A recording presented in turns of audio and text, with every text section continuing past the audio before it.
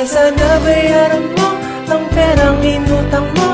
Ang lakas-lakas mangako tapos magkakaganto. Lahat daw kanyang gagawin, makabayad lang sa akin. At nung sisingilin na din na ako pinapansin, at maramdaman mo sana na naniningil ako, di yung kailangan pang sabihan na bayaran mo ako. At handa daw niyang bayaran lahat ng utang niya sa'kin. Maghintay lang daw ako, wag ko daw siyang madaliin.